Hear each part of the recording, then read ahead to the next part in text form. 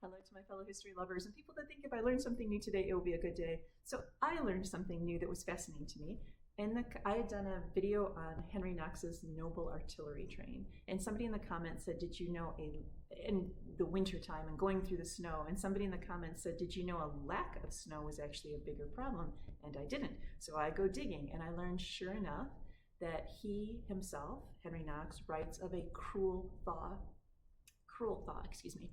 And if you're in Wisconsin, you can imagine this, because if the roads and the waterways are frozen solid and he's got a bunch of sleds, that's going to be easier. If it starts to thaw, not only are the roads are muddy, but here's the bigger problem he came across is he's got to get across a number of waterways. And apparently, according to another article I read, some of the men actually carried axes that if you heard the ice start to crack, you could cut the line between the horse or the oxen and a cannon, so that if the cannon went under, the horse isn't going to drown. But then, of course, I wondered, well, how then did you retrieve the cannon if it sinks under the water?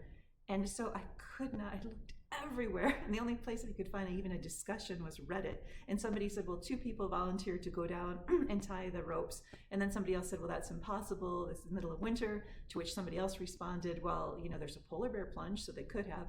But I can't actually find any data. And if you do, excuse me, I would love to know. But anyway, onward. So he's dealing with the cruel thaw. And then he deals with just the opposite, enormous blizzard with tons of snow. And that's the more familiar sight we see of him trying to plow through the snow. So it's an amazing feat, just simply amazing. He was only in his 20s when he leads this expedition. And I wanted to share 2 last things.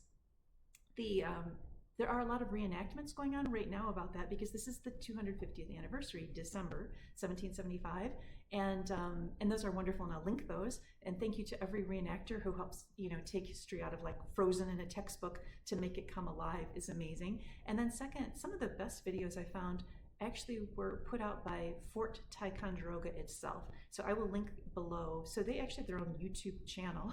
And that's, of course, kind of going to the source. They'll explain how these cannons were moved, and that's Fort Ticonderoga. And then lastly, one of the best things, and I give my husband a hard time about this, we kid about this a lot. One of the best things about studying history is no matter what you're facing, so it's a tough day, right, left, and center, everybody, you're stuck in traffic, whatever it is.